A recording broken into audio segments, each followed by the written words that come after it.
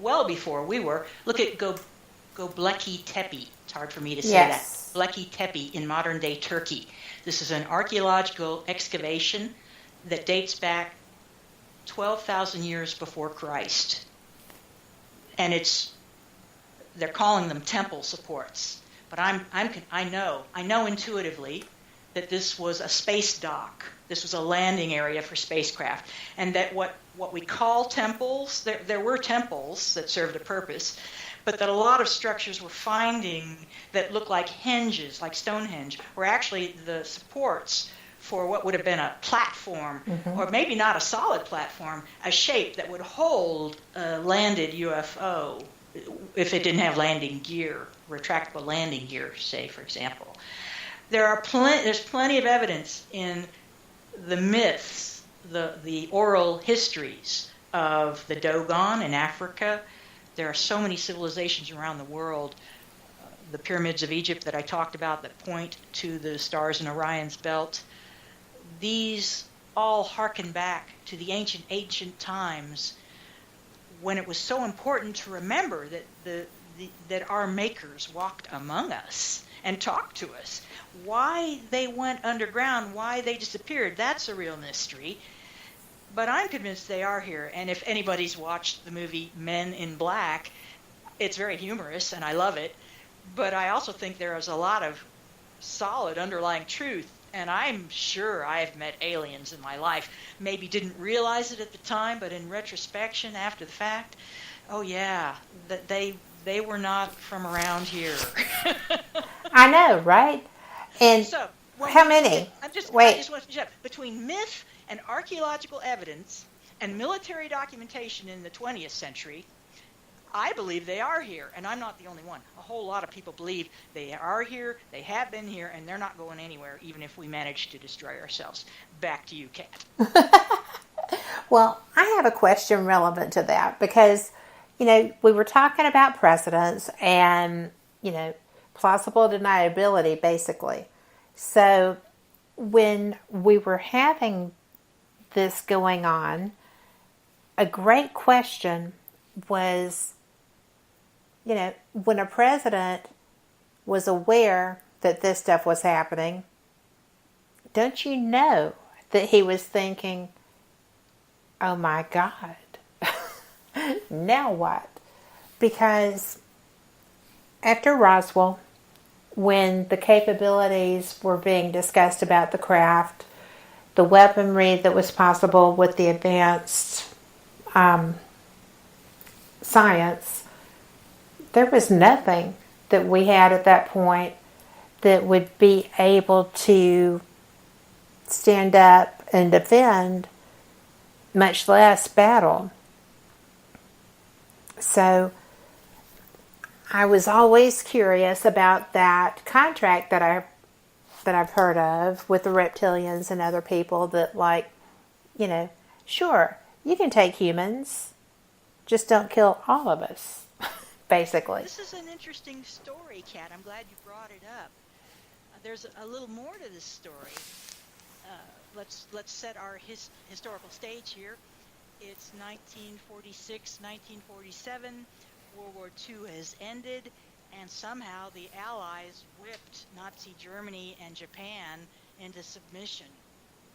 And that somehow was the atomic bomb. In fact, two. It took two atomic bombs to convince the Emperor of Japan that we weren't joking, that we meant business. And for better or for worse, that happened. And many ufologists, including me, believe that it was nuclear detonations that got the aliens' attention. Yes, there are aliens who are here all the time on Earth, but others showed up because of nuclear explosions my limited understanding is that nuclear explosions rip the fabric of the time-space continuum. Right. Or something along that line. Caught people's attention. These other entities could not have this.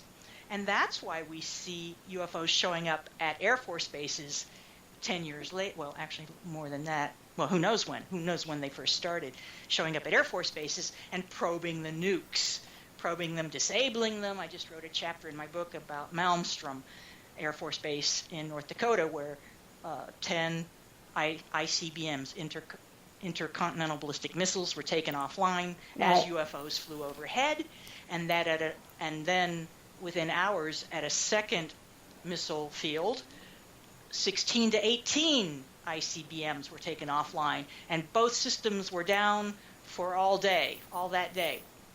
So for maybe 18 hours, the United States lost 30% or so of its missile defense system to UFOs. Can I ask a question here, You can't announce Jane? that to the people, there'd be panic. Absolutely. With all of this that was going on at that time, was there not a situation where the launch sequence was activated and they couldn't stop it also?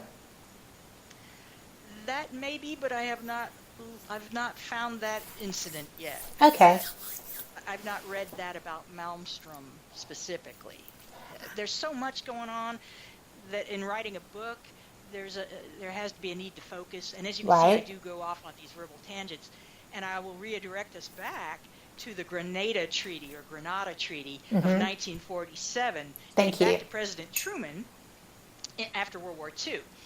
After World War II, Air Force personnel came back with stories of Foo fighters. Yes. Strange lights in the sky that dance circles around the most sophisticated aircraft in the world on every side, Axis and Allied, and then disappeared. They appeared at the end of 1945, the end of World War II. We dropped a couple of nukes. The United States, I should say, dropped a couple of nukes, and then the Foo fighters stopped appearing.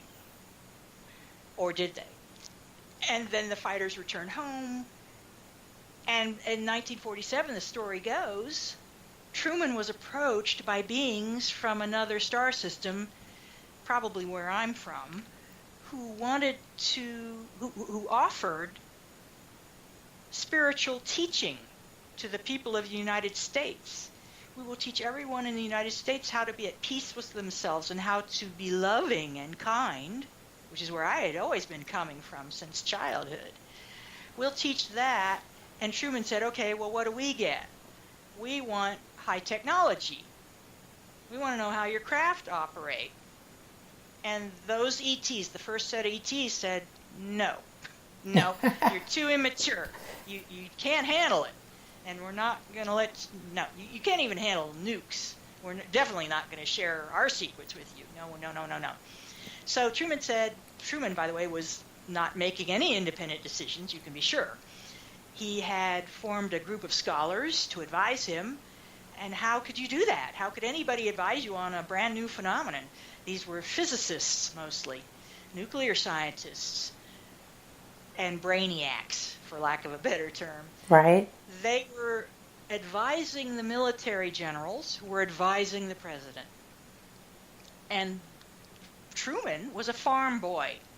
Truman was not an Eisenhower military man. Truman was just plain folks. And Truman was probably at a loss. Also, he was a lame duck. He was at the end of his administration. And he probably was just thinking, I got to get through this somehow, then I can retire, and I'm done. So the first set of aliens came and went. The military advisors said, nope, if we don't get technology, we're not interested in their offer. 6 months later or so, a second group came along, what we would call the classic gray aliens with the oblong heads and the staring black elliptical eyes, and said, we will trade you that high technology you want in exchange for bases on Earth where we can do maintenance and have recreation, R&R, and we also want sampling. We want to be able to sample the Earth, biology, flora and fauna. So everything on Earth we want to be able to take samples of, including humans. Mm-hmm.